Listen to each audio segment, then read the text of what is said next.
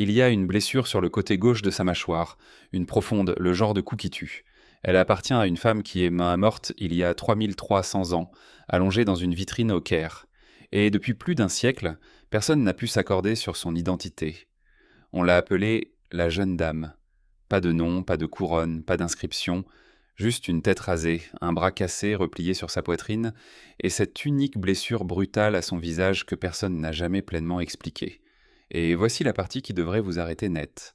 Il y a de plus en plus de preuves que cette momie sans nom, maltraitée, est Néfertiti, la reine la plus célèbre de l'histoire humaine, la femme dont le visage vend des cartes postales dans tous les musées de la Terre, la femme qui a disparu des archives en une seule année et n'a jamais été revue. Si cette blessure sur sa mâchoire est ce qui l'a tuée, alors nous pourrions être en train de regarder le moment exact où la plus grande reine d'Égypte est morte. Et nous pourrions enfin comprendre pourquoi un empire entier a passé la génération suivante à essayer d'effacer son existence. C'est de cela qu'il s'agit. Comment Néfertiti est réellement morte, ce qui a été fait à son corps, et ce que l'Égypte a enterré avec elle qu'il ne voulait que personne ne trouve jamais. Avant d'aller plus loin, si l'histoire réelle vous trouble plus que la fiction ne pourrait jamais le faire, abonnez-vous et activez la cloche, car c'est le genre d'histoire qui est silencieusement enterrée. Maintenant, commençons là où l'histoire officielle s'effondre. La plupart des gens savent exactement une chose sur Néfertiti. Le buste, cette tête en calcaire peint, qui se trouve dans un musée à Berlin. Le long cou élégant, la parfaite symétrie, l'œil manquant. C'est l'une des images les plus reproduites au monde.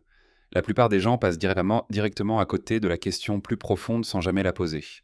Nous avons son visage, nous avons son nom, nous avons son image sculptée dans les murs des temples à travers l'Égypte, mais nous n'avons pas son corps. Nous n'avons jamais trouvé sa tombe, et nous n'avons aucun enregistrement de la façon dont elle est morte. Pensez à combien c'est étrange. Ce n'était pas une royale mineure. Néfertiti était la grande épouse royale du pharaon Akhenaton, qui a régné sur l'Égypte d'environ 1353 à 1336 avant notre ère. Son nom lui-même était une déclaration. Néfertiti signifie la belle est venue. Elle portait des titres comme Dame des deux terres et Grande des louanges. Et pendant les premières années du règne de son mari, elle apparaît presque partout où il se trouve. Dans certains reliefs de temples, elle apparaît presque 2 fois plus souvent que le roi lui-même. Elle est montrée portant la haute couronne à sommet plat d'un dirigeant. Elle est montrée saisissant des ennemis par les cheveux et levant une arme pour les frapper. La pose de frappe, l'image la plus sacrée du pouvoir pharaonique, une pose réservée au roi seul. Elle détenait un niveau d'autorité qu'aucune reine égyptienne n'avait jamais détenu auparavant. Elle ne se tenait pas derrière le trône. Pendant un temps, elle a peut-être été assise dessus.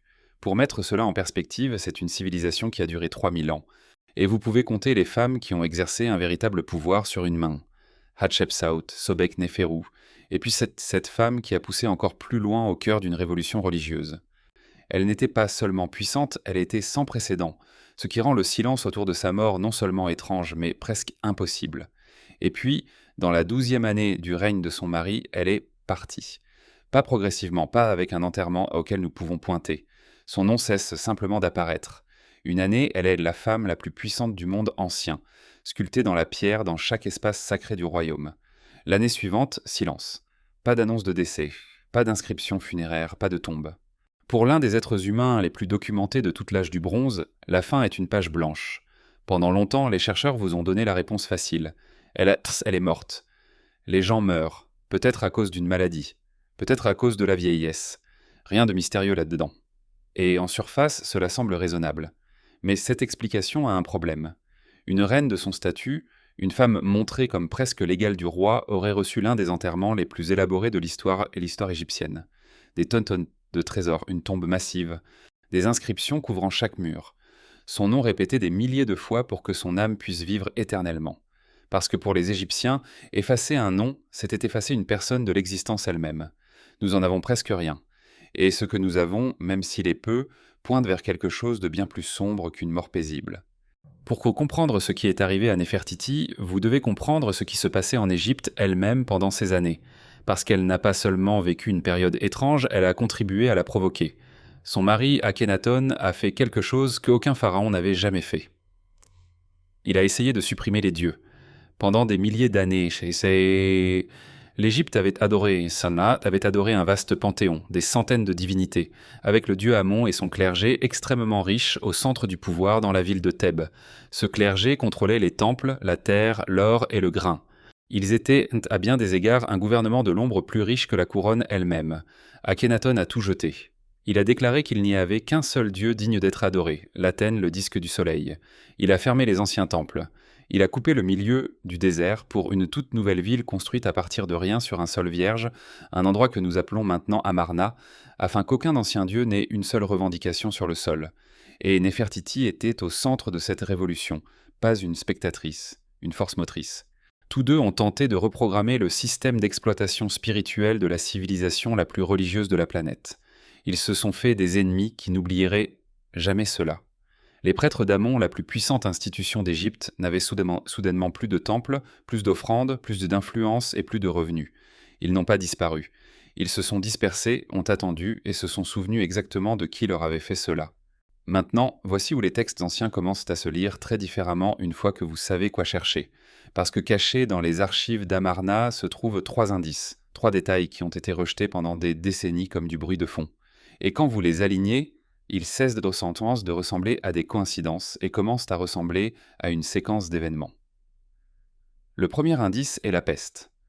Enfoui dans les dossiers diplomatiques de l'époque, dans des lettres envoyées entre l'Égypte et les royaumes voisins, il y a des références à une maladie se propageant dans la région, une pestilence. Les historiens l'ont liée à ce que certains appellent maintenant la peste hittite, une épidémie qui a balayé l'ancien Proche-Orient exactement durant cette période. Nous savons qu'elle a atteint la ville royale. En seulement quelques années après la disparition de Néfertiti, un nombre étonnant de membres de la famille royale meurent. Des filles d'autres épouses, des personnes proches du trône commencent à disparaître des archives les unes après les autres dans un laps de temps remarquablement court. La lecture dominante est simple. Néfertiti a contracté la peste et est morte comme tant d'autres autour d'elle. Affaire classée. Et cela pourrait être vrai. Mais remarquez ce que cette explication passe sous silence. Si elle était morte de la peste, avec la moitié de la cour, où est-elle enterrée ? Pourquoi n'y a-t-il pas de grande tombe, pas de cordeau préservé que nous puissions pointer avec confiance et dire c'est elle ? Les personnes qui meurent de maladie sont toujours enterrées, surtout les reines. La peste pourrait expliquer une mort. Cela n'explique pas une disparition. Cela n'explique pas un effacement. C'est le premier indice. Une maladie dans l'air et une reine qui disparaît juste au moment où les corps commencent à s'accumuler. Maintenant, nous arrivons au deuxième indice, et c'est là que la chronologie officielle commence vraiment à se fissurer. Le deuxième indice est le nom qui ne devrait pas exister. Juste au moment où Néfertiti disparaît, une nouvelle figure apparaît au sommet du pouvoir égyptien, un co-dirigeant assis aux côtés d'Akhenaton, partageant le trône. Le nom attaché à ce dirigeant est Néfer-Néfer-Ruatan, et ce nom porte quelque chose d'extraordinaire. La grammaire des inscriptions, les formes féminines spécifiques utilisées, pointent vers une conclusion inévitable. Ce nouveau pharaon, cette personne régnant sur l'Égypte au plus haut niveau, était une femme. Une reine assise sur le trône d'Égypte, apparaissant au moment exact où le nom de Néfertiti disparaît. Pendant des années, les chercheurs ont traité ces deux personnes comme distinctes, Néfertiti, qui a disparu, et ce mystérieux pharaon féminin qui est apparu. Mais regardez le timing. Une reine sort des archives. Dans le même souffle, un roi féminin y entre. Et le nom lui-même, Néfer-Néferuant, était un nom que Néfertiti avait en fait utilisé plus tôt dans sa vie comme partie de sa titulature royale. C'était déjà le sien. Elle n'empruntait pas le nom d'un étranger. Elle revenait à un des siens. Voici donc la théorie qui change tout. Néfertiti n'est pas morte en l'an 12. Elle a été promue, elle a abandonné son ancienne identité de grande épouse royale, et s'est réinventée en tant que pharaon à part entière, un roi à part entière, régnant sur l'Égypte, soit aux côtés de son mari mourant, soit complètement seule après sa mort. Elle n'a pas disparu de l'histoire, elle a changé de nom et a continué à régner, se cachant à la vue de tous dans les archives que nous pensions silencieuses à son sujet. La page blanche n'a jamais été blanche. Nous la lisions sous le mauvais nom. Et il y a un détail qui rend cela encore plus frappant. Sur le propre sarcophage en pierre d'Akhenaton, les 4 figures protectrices sculptées au coin, les gardiens, qui auraient traditionnellement été des déesses comme Isis et Nephthys, ont été remplacés par des images de Néfertiti. Il a mis sa femme à la place des dieux, gardant son corps pour l'éternité. Ce n'est pas ainsi que l'on traite une reine qui est tombée en disgrâce ou a été écartée. C'est ainsi que l'on traite un partenaire qui était, à la fin, quelque chose de proche du divin. Quoi qu'il lui soit arrivé, elle n'a pas simplement perdu l'amour de son mari et glissé dans l'obscurité. Quelque chose d'autre l'a enlevé. Si Elsa régnait en tant que roi, cela réécrit toute sa fin. Elle n'était pas la victime qui est morte tranquillement de maladie. Elle était une femme qui a saisi le poste le plus puissant du monde ancien. Et cela, plus que n'importe quelle peste, donnerait à beaucoup de personnes très dangereuses une raison de vouloir qu'elle disparaisse. Et disparaisse définitivement, avec son nom effacé de chaque mur qu'il pouvait atteindre. C'est le deuxième indice. Une reine disparue et un roi féminin qui semblent être la même personne. Mais pour le confirmer, vous avez besoin d'un corps. Vous avez besoin de la seule chose que l'Égypte ne nous a jamais donnée. Et cela nous amène au troisième indice, celui que personne n'a pu tester pendant plus de 100 ans, jusqu'à ce que la science moderne pénètre dans une tombe dans la vallée des rois. Le troisième indice est la femme sans nom. En 1898, l'archéologue Victor Leray travaillait dans la vallée des rois lorsqu'il a ouvert une tombe cataloguée comme K35, initialement construite pour le pharaon Amenhotep II. À l'intérieur d'une chambre latérale scellée, il a trouvé 3 momies étendues côte à côte sur le sol nu, dénudées, non emballées, non identifiées, pillées dans l'Antiquité et laissées comme des objets jetés. L'une était une femme plus âgée, l'autre un jeune garçon, et la dernière était une femme qui deviendrait l'un des grands mystères médico-légaux de toute l'égyptologie. On l'a simplement appelée la jeune dame. Lorsque le Rai l'a d'abord regardée, il a pensé qu'il s'agissait d'un homme. Sa tête avait été rasée. Ce n'est qu'à un examen plus attentif que les anatomistes ont confirmé qu'elle était de sexe féminin. Une femme de haut statut, momifiée avec soin à l'origine, avant que les voleurs de tombes ne s'en emparent, et sur son corps se trouvaient des marques qui ont transformé ce problème d'identification en quelque chose qui ressemble à une scène de crime. Elle avait une profonde blessure sur le côté gauche de son visage, à travers la mâchoire, suffisamment sévère pour que certains chercheurs soutiennent qu'il s'agissait d'un coup fatal porté avant la mort. Sa poitrine avait subi un traumatisme. Sa zone des côtes avant était enfoncée, endommagée d'une manière qui dépasse de loin la décomposition ordinaire, et un bras semble avoir été cassé. Pendant longtemps, la blessure a été écartée comme un dommage causé par des pilleurs de tombes, le genre de manipulation brutale que ces corps ont tous subi lorsque les voleurs les ont déchirés à la recherche d'or et d'amulettes dans les bandages. Mais la nature de la blessure faciale, la façon dont les tissus mous et les os réagissent à une blessure infligée à une chair vivante par rapport à un cadavre desséché, a conduit plus d'un expert à soutenir que cela s'était produit alors qu'elle était encore vivante. Et il y a un autre détail, la pose. Lorsque les équipes médico-légales l'ont examinée, la façon dont son corps était disposé se distinguait. Un bras était droit à ses côtés. L'autre était plié sur sa poitrine, la main près de l'épaule, une position que certains ont liée à des funérailles royales. Ce n'était pas un corps qui avait simplement été jeté. À un moment donné, quelqu'un l'avait traité avec le soin réservé à un roi. Et puis, plus tard, quelqu'un d'autre avait retiré ce soin. Une femme de haut statut, battue, peut-être tuée par un coup au visage, puis dépouillée de chaque marqueur de son identité. Son nom effacé, son corps laissé dénudé sur le sol d'une pièce latérale dans la tombe de quelqu'un d'autre. Pour les Égyptiens, ce n'était pas seulement un meurtre. Enlever son nom était une tentative d'effacer son âme de l'éternité. C'était une mort censée être permanente dans ce monde et dans l'autre. Et voici la question qui hante cette momie depuis le jour où elle a été trouvée. La jeune dame est-elle réellement Néfertiti ? Pendant des décennies, certains des noms les plus respectés dans le domaine ont dit oui. En 2003, l'égyptologue britannique Joan Fletcher a fait la une des journaux internationaux en soutenant exactement cela, en pointant la tête rasée. L'impression laissée par un bandeau royal serré, des fragments d'une perruque de style nubien du type porté par Néfertiti, et un double perçage d'oreilles associé à la royauté. Le visage, le statut, l'époque, la blessure. L'effacement délibéré. Tout semblait correspondre à une femme qui avait été au sommet du pouvoir, puis brutalement enlevée. Puis, la science moderne a trouvé quelque chose qui a tout changé. Et c'est là que l'histoire se divise en deux. En 2010, une étude ADN majeure des momies royales a été publiée, dirigée par le responsable des antiquités de l'Égypte de l'époque. Ils ont testé la jeune dame, et les résultats génétiques ont raconté une histoire très spécifique. Cette femme était la mère biologique de Toutankhamon, le célèbre roi enfant. Elle est Elle était également la sœur biologique complète de l'homme dans la tombe KF55, largement considérée comme étant Akhenaton lui-même. En d'autres termes, la jeune dame était une fille de l'ancien pharaon Amenhotep III et de sa reine Tillé, ce qui signifierait qu'elle était la sœur d'Akhenaton, et cela soutenait le courant dominant exclu Néfertiti, car Néfertiti n'a jamais été désignée par le titre de fille du roi dans aucune des centaines d'inscriptions qui la mentionnent. Si elle avait été la fille d'un pharaon, ce titre aurait été partout. Ce n'est pas le cas.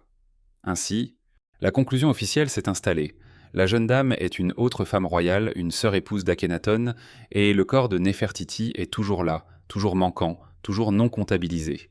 Alors, ce résultat, ADN, clôt-il l'affaire? Probablement pas aussi proprement que cela en a l'air. Et c'est ici que nous ralentissons, car la version fondée de cette histoire est toujours extraordinaire. La famille royale d'Amarna était enchevêtrée presque au-delà de la croyance. C'était une dynastie construite sur des générations de mariages entre proches parents, frères et sœurs, père et fille, cousins et cousines. Les signatures génétiques de ces personnes se chevauchent de manière à rendre leur démêlage par ADN véritablement difficile. Une relation de frères et sœurs dans une famille, cette consanguinité peut être trouble. Certains chercheurs ont fortement contesté, soutenant que les relations pouvaient être interprétées différemment, que les personnes dans ces tombes pourraient être d'une génération différente de celle où le tableau officiel les place. L'ADN nous dit que ces momies sont profondément liées. Cela ne nous donne pas leur nom sur une étiquette. Donc, la position honnête est la suivante. La jeune dame n'est très probablement pas Néfertiti. Le problème de titre est réel et sérieux, mais le dossier n'est pas aussi étanche que le titre le suggérait. Et une minorité de chercheurs crédibles n'est toujours pas entièrement convaincue. Ce que nous pouvons dire avec certitude est plus sombre et plus étrange que la réponse nette. Quelque part dans cette famille, à ce moment précis de révolution religieuse et d'effondrement politique, une femme royale de haut statut a été battue, peut-être assassinée, dépouillée de son nom et jetée. Que son nom ait été Néfertiti ou non, cette violence s'est produite. La période d'Amarna ne s'est pas terminée dans la paix. Elle s'est terminée avec des corps à l'intérieur de chambres dont les identités ont été effacées. Et cela nous renvoie au véritable moteur de tout ce mystère. Pas comment une femme est morte, mais ce qui s'est passé après. Parce que l'indice le plus révélateur n'est dans aucune tombe. Il est dans ce que l'Égypte a fait à sa mémoire. Lorsque Akhenaton est mort et que la révolution s'est effondrée, la réaction a été totale. Les prêtres d'Amon, ceux qui avaient été dépouillés de tout, sont revenus en force. La nouvelle capitale d'Amarna a été abandonnée et laissée au sable. Les anciens dieux ont été restaurés. Et ensuite est venu l'effacement. Les noms d'Akhenaton et de sa reine ont été gravés sur des monuments. Leurs images ont été défigurées. Akhenaton lui-même a été rayé des listes officielles des rois, mentionné dans des archives ultérieures uniquement comme l'ennemi ou ce criminel d'Akhenaton. Un chapitre entier de l'histoire égyptienne a été délibérément effacé par les personnes qui ont pris le pouvoir ensuite. Néfertiti a été emporté dans cette suppression, et c'est ce qui rend sa tombe manquante si chargée. Ce n'est pas seulement que nous ne l'avons pas trouvée, c'est qu'il y a peut-être eu un effort coordonné pour s'assurer qu'elle ne serait jamais trouvée, pour effacer non seulement son nom, mais aussi son lieu de repos, pour l'annuler de l'éternité elle-même parce qu'elle avait été le visage public de l'hérésie qui avait presque détruit l'emprise du clergé sur l'Égypte. Il ne voulait pas seulement qu'elle meure, il voulait qu'elle soit effacée, et considérer qui était le plus proche du trône lorsque l'ancien ordre est revenu en force. Un homme nommé Haï, un puissant fonctionnaire de la cour qui avait servi Akhenaton et que certains chercheurs pensent avoir même été le propre père de Néfertiti. Après la mort prématurée du roi enfant Toutankhamon, c'est Haï qui a pris la couronne. Les personnes qui ont effacé Néfertiti n'étaient pas des envahisseurs étrangers. Ce étaient des initiés, des membres de sa propre cour qui ont vécu la révolution, l'ont survécu, puis ont passé le reste de leur vie à reconstruire le monde qu'elle avait essayé de détruire. Si quelqu'un savait exactement où elle était enterrée et exactement comment faire disparaître cette tombe, c'était eux. La couverture, si c'était une couverture, venait de l'intérieur de la maison. Alors où auraient-ils pu la cacher ? Et c'est ici que dans la dernière décennie, ce mystère ancien s'est soudainement transformé en une chasse archéologique en direct qui a captivé le monde entier. En 2015, l'égyptologue britannique Nicholas Reeves étudiait des scans laser à très haute résolution des murs à l'intérieur de la tombe de Toutankhamon, et il a remarqué quelque chose sous le plâtre peint. de faibles lignes droites, des contours fantomatiques de ce qui ressemblait à deux portes scellées cachées derrière les murs décorés du côté nord et ouest de la chambre funéraire du roi enfant, des portes qui avaient été plâtrées et peintes pour disparaître. Reeves a proposé quelque chose d'audacieux. La tombe de Toutankhamon est célèbre pour être petite et étrangement formée pour un roi, presque comme si elle n'avait jamais été destinée à lui. Reeves a soutenu que c'était parce qu'elle ne l'était pas. Il a suggéré qu'il s'agissait à l'origine d'une tombe plus grande construite pour une reine, et que tout, qui est mort soudainement et jeune à environ 19 ans, a été précipité dans la partie extérieure de celle-ci. Et derrière ce mur nord caché, au-delà de la porte scellée, il croyait qu'il y avait une autre chambre, une sépulture plus ancienne et plus grandiose. Le propriétaire original de la tombe, il croyait que c'était Néfertiti. Pensez à ce que cela signifierait. Photographiée des millions de fois, visitée par des touristes pendant un siècle, aurait pu avoir la reine perdue d'Égypte scellée dans le mur tout ce temps. Juste derrière les peintures, à quelques centimètres, cachée dans la seule tombe que tout le monde pensait avoir révélé tous ses secrets. Ils l'ont donc scanné et c'est là que cela devient étrange. Le premier relevé radar à la fin de 2015 est revenu époustouflant. Le ministre égyptien des Antiquités s'est levé lors d'une conférence de presse et a annoncé qu'ils étaient convaincus à 90% qu'il y avait un espace vide derrière les murs. Un espace vide. Un vide. Exactement là où Reeves avait dit qu'il serait. Le monde a retenu son souffle. Cela conseil a été qualifié de découverte potentielle du siècle, la deuxième sépulture royale intacte jamais découverte. Puis un second scan a été effectué et il n'a rien trouvé. Les deux relevés se contredisaient complètement, donc une troisième enquête, plus rigoureuse, a été organisée. Cette fois soutenue par la National Geographic Society et dirigée par un physicien de l'Université polytechnique de Turin. Utilisant plusieurs systèmes radars à différentes fréquences avec des contrôles minutieux, ils ont d'abord prouvé que leur équipement pouvait détecter des chambres connues à travers la roche solide. Ensuite, ils ont scanné les murs de la tombe de Toutankhamon, et en 2018, le verdict est tombé. Pas de chambre cachée, pas de vide, pas de couloir, rien derrière les murs. L'explication pour ce premier relevé palpitant de 90%, des signaux fantômes. Des réflexions radar errantes qui rebondissaient le long de la surface du mur au lieu de le traverser, créant l'illusion d'un espace vide qui n'était jamais là. Le rêve de trouver Néfertiti derrière le mur de Toutankhamon était officiellement mort. Sauf que l'histoire a refusé de rester morte, car un scan séparé du sol autour de l'extérieur de la tombe a détecté autre chose. Une faible anomalie, un espace semblable à un couloir à quelques mètres de la chambre funéraire, non derrière les murs peints, mais à proximité sous la roche. Reeves lui-même n'a jamais complètement reculé. Il a dit qu'il continuait à chercher des preuves que sa lecture originale était simplement erronée. Et à la place, il continuait à trouver plus de signes que quelque chose d'inexpliqué se passe dans cette tombe. Alors nous y voilà. Les murs sont clairs, mais la roche qui les entoure peut ne pas l'être. Et la seule enquête qui pourrait résoudre cela, en perçant pour vérifier, ne sera presque certainement jamais autorisée, car aucun gouvernement ne va autoriser à détruire la tombe la plus précieuse du monde pour poursuivre une ombre radar. Et c'est le schéma qui traverse toute cette histoire. Depuis le début, une piste prometteuse, puis une porte qui se ferme. Une certitude de 90% ramenée à rien. Une momie avec une blessure fatale expliquée. Un résultat ADN qui répond à une question et soulève discrètement 3 autres. Une reine qui était suffisamment puissante pour régner en tant que roi et pourtant qui n'a laissé aucune tombe. Chaque fois que la vérité se rapproche, la piste se refroidit et vous vous demandez si c'est de la malchance ou si quelqu'un, il y a 3000 ans, était très bon dans son travail. Alors prenez du recul et regardez ce que nous avons réellement.